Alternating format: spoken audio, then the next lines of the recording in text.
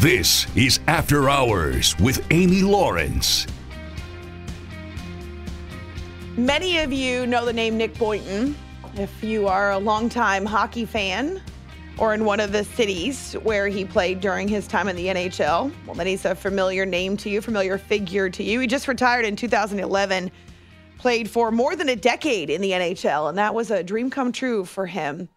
But he has written a very eye-opening, heart-wrenching, scary, sobering first-person account of his struggles today in the wake of his NHL playing career. And I took the opportunity to read the whole thing. I know Nick from my time working in New England, and we follow each other on Twitter. And I hadn't seen him post in a really long time. And all of a sudden, his social media blew up. On Wednesday morning, as I was going to bed, I was seeing his name all over the place. And there's a good reason why. He wrote a long, vulnerable, eye-opening first-person account of his struggles now that are related directly to what he says are 20 or 30 concussions and repeated hits to the head from his time in the NHL. It's After Hours with Amy Lawrence on CBS Sports Radio. Chris, if you could find the link, the Players Tribune Twitter, and retweet it so that people can read it if they would like. I'm going to start with this and then work my way backward. Nick Boynton's a Stanley Cup winner, and he actually says in this story on the Players Tribune website, I definitely wouldn't have played for as long as I did had I known that this was how things were going to turn out for me. At the time, I didn't think too far down the line, but I can say this much for the record right here and now. I honestly wish I would have retired when I was 26 or 27, even before I won the Stanley Cup. And I wish I could go back to that time and have a redo. They can scratch my name off that cup, and I'd hand my ring back in right now if I could go back and make it so that I wouldn't have had to experience all this pain and sorrow and anger and sadness. I'd make that trade-off in a heartbeat. Nick is not blaming the NHL for his struggles. And right now, that includes everything from anxiety to panic attacks, to deep depression and darkness, to violent emotional mood swings. He says that he can go from sobbing his eyes out to the point where people can't even understand what he's saying, to anger that scares him, that makes him wonder if his kids would be better off without him around. He's not blaming the NHL. In fact, he owns up to his role in it.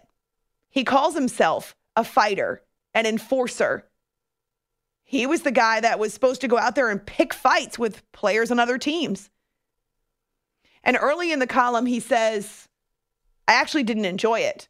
I loved being in the NHL, but by the time I realized the toll this was taking on my body, on game days, I was nervous. I was edgy. I was anxious because I was, quote, scared to death to fight. He says it got so bad, he was getting his ass kicked all the time, but it got so bad that at the end of his career, he would suffer blackouts repeatedly. How scary is that? He says there are entire holes in his memories.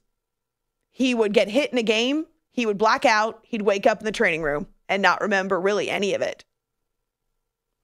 And then, unfortunately, this is where it goes really down a huge black hole.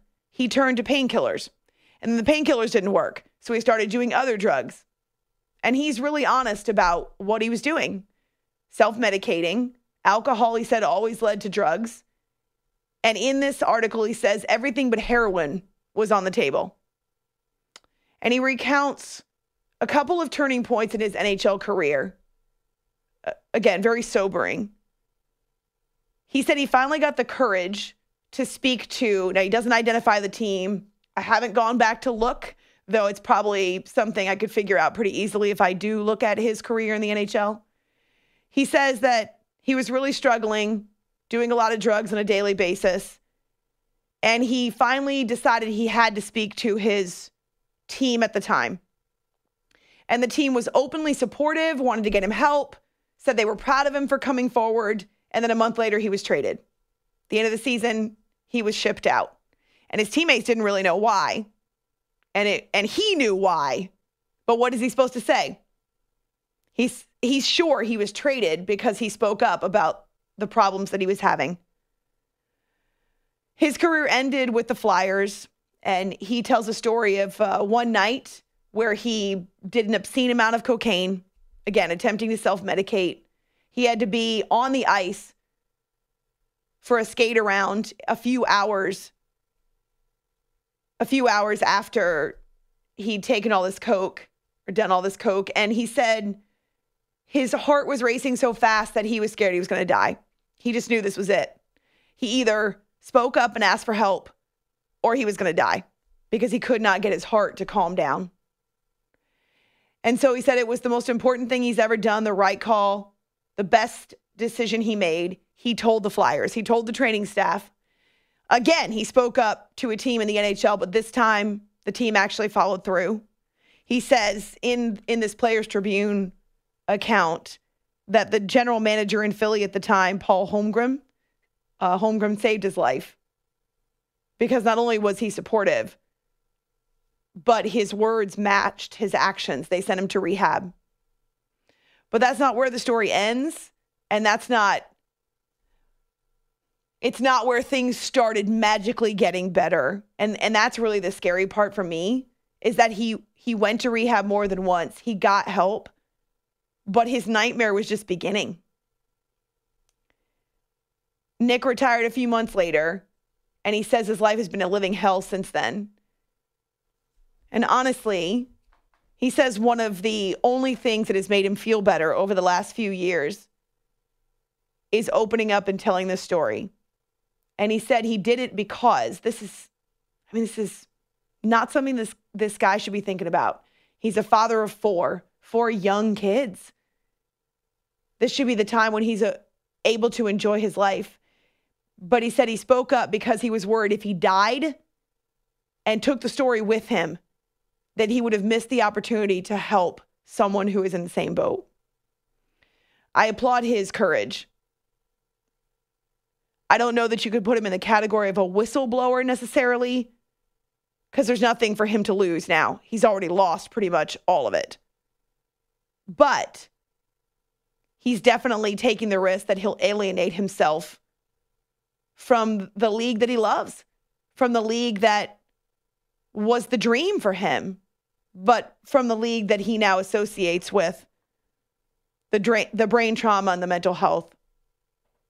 Again, he's not blaming the NHL, but what he is asking the NHL to do, and the superstars in the NHL, he's asking them to take responsibility, to speak up, to not allow this to get shoved under the rug anymore.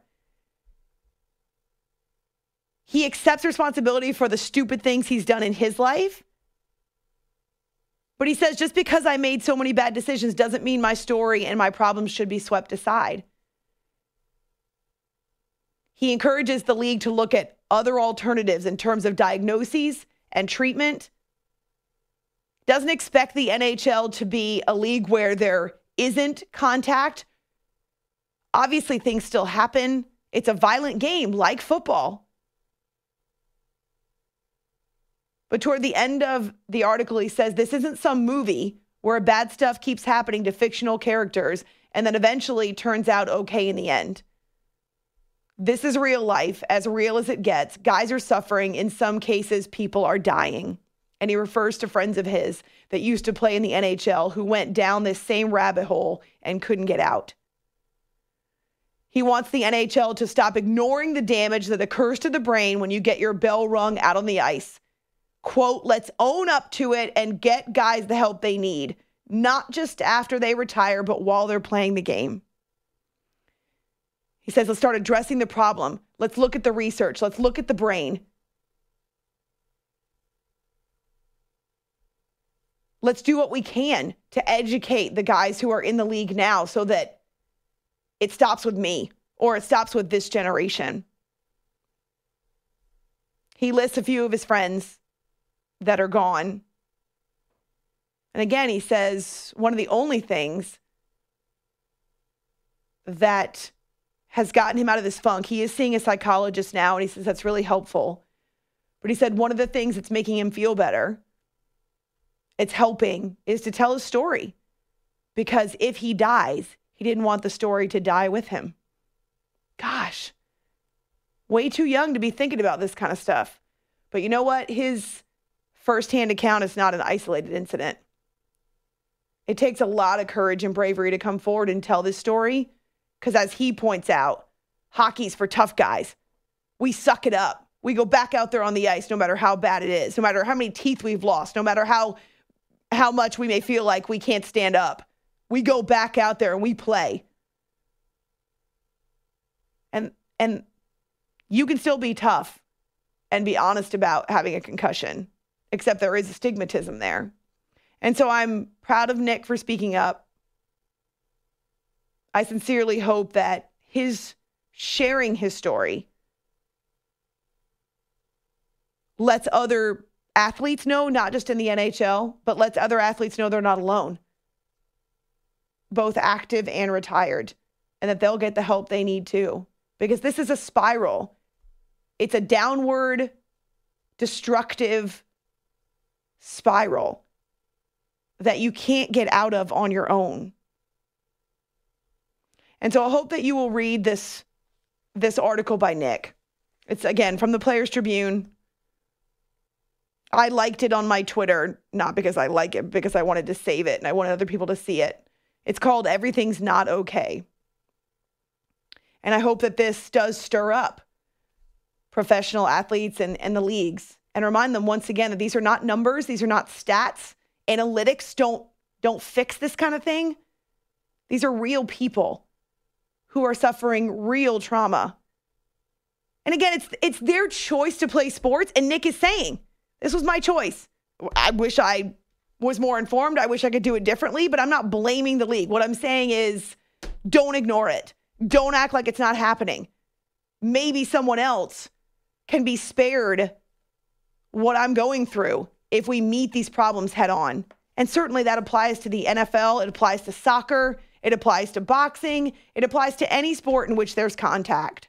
Any sport in which the head suffers repeated contact and repeated hits. I hope the NFL reads this and is listening. And I hope that you'll check it out as well.